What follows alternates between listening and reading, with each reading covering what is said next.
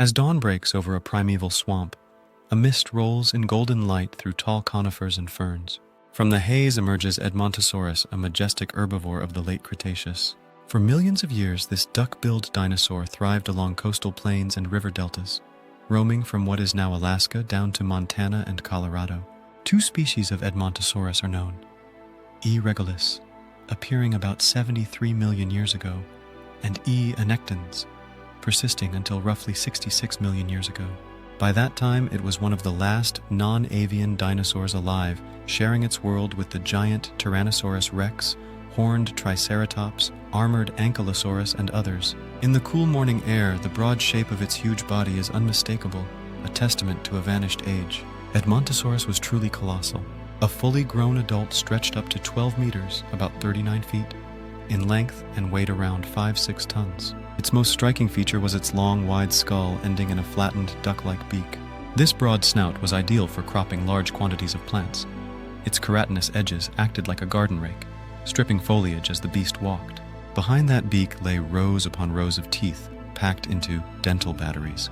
Hundreds of tightly interlocking teeth that continuously replaced worn surfaces so the dinosaur could grind even the toughest vegetation. Unlike some of its Hadrosaur cousins, Edmontosaurus had no hollow crest on its head. The skull profile was smooth and flat. However, subtle clues in the bone hint that soft tissue structures may have existed. Deep indentations around its nostrils suggest the presence of inflatable air sacs or fleshy combs, perhaps used to make loud, resonant calls or to signal its one dramatic fossil shows a soft tissue crest or wattle preserved in the skin. If so, the adults may have flashed or deflated these structures in courtship or warning displays, much like modern birds. The body of Edmontosaurus was sturdy and heavy-set. Powerful hind legs, far more robust than the forelimbs, indicate it could move swiftly when needed on two legs. Yet its forelimbs, though smaller, were fully functional, allowing the dinosaur to drop to all fours when grazing. Its tail was a marvel of engineering, a long muscular beam held almost rigid by rows of ossified tendons running along the spine. These bony stiffeners braced the tail like lattice work, making the backbone and tail ramrod straight. In motion, that tail acted as a counterweight, balancing the enormous body and aiding in rapid acceleration or sudden changes of direction. In the warm sunlight, Edmontosaurus moves deliberately among the ferns and horsetails. Edmontosaurus was a consummate herbivore. Its flat beak shears through low shrubs and branches. It could also rear up on its hind legs to reach higher vegetation, even the fronds of tall ferns and conifer needles. Inside its cheeks, the tooth batteries began work. Plant matter was ground by powerful jaw muscles. Recent studies show the jaws could slide not only up and down but also side to side, allowing a grinding motion that pulverized leaves and twigs. This versatility meant Edmontosaurus could handle a wide range of Cretaceous flora, from hardy conifers and cycads to the new flowering plants, angiosperms, and ferns that carpeted the forest floor. Each bite was assisted by the gut. Fossilized stomach contents and stones, gastroliths, found with some specimens, show that Edmontosaurus may have used stones in its belly to help grind food even further. Its broad mouth and grinding teeth suggest it could strip vegetation rapidly. Imagine swaying hips and a rustling thunder of feet as these giants move in unison, heads down, feeding. The fertile floodplains teemed with food for them, and they ate constantly to fuel their massive bodies. Edmontosaurus was gregarious. Paleontologists believe they traveled in herds. Enormous bone beds in Montana and Wyoming contain the remains of hundreds or even thousands of Edmontosaurus, a torrent of skeletons that all perished together. These mass graves suggest that the animals flocked in large family groups or flocks, perhaps migrating as seasons changed. Traveling in herds would have offered protection. Many eyes could spot lurking predators, and adults could form a living shield around the calves when threatened. Some scientists propose that Edmontosaurus herds undertook astonishing migrations. In summer, they may have fed in the lush high-latitude tundra near the North Pole, where daylight never fades, then traveled south for the winter. Modeling by Bell and Snively, 2008, suggests a round trip of roughly 2,600 kilometers, about 1,600 miles. A marathon journey equivalent to from Alaska to Alberta was within their capabilities.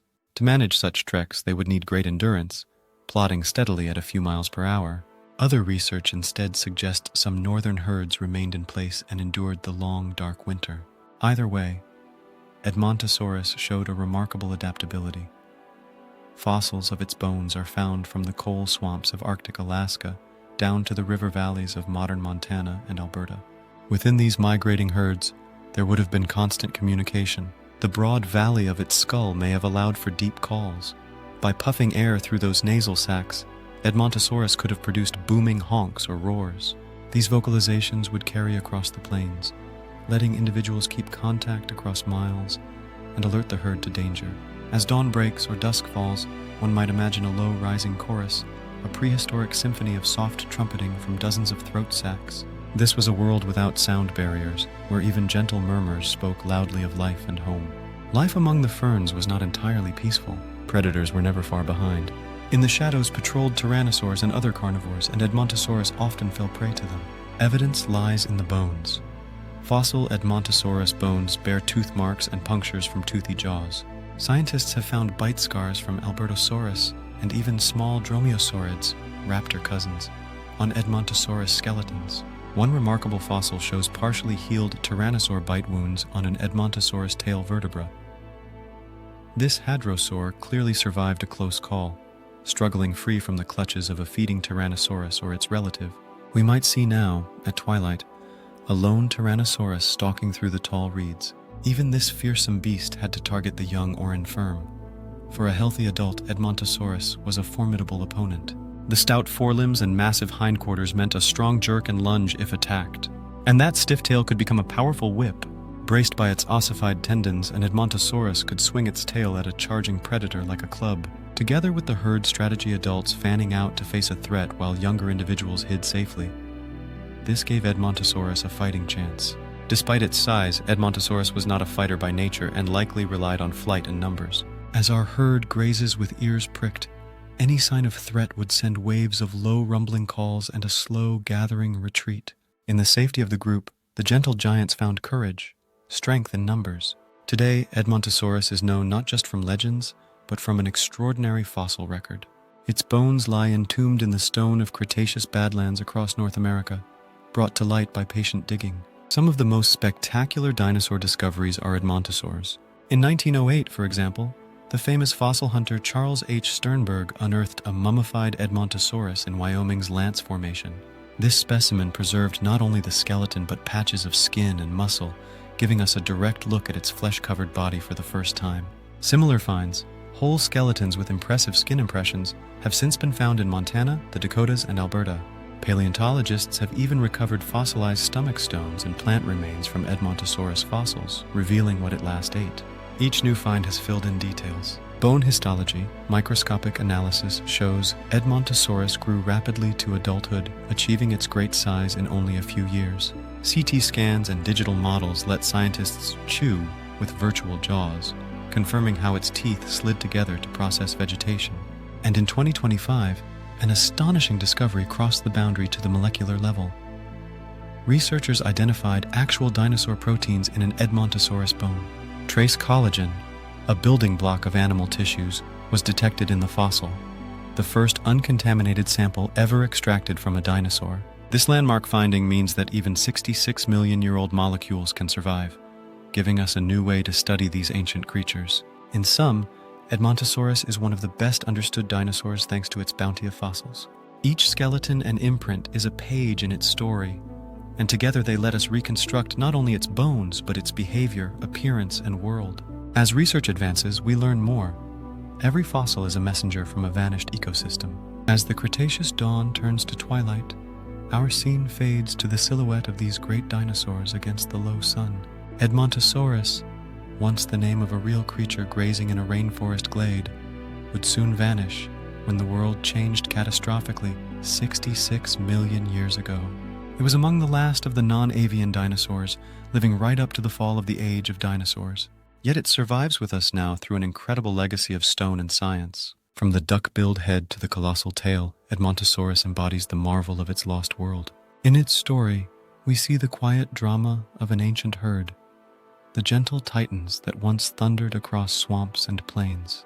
Today, when we look upon its fossils or reconstructions, we glimpse a living past, the ripple of its footsteps echoing in the Cretaceous marsh, the flash of midday sun on its scaly back. In this way, Edmontosaurus bridges eons, part of Earth's wild history that continues to inspire wonder. We hope you enjoyed this video. Don't forget to like, comment, and subscribe for more dinosaur fun facts, trivia, and information on all things dinosaurs. Thanks for watching.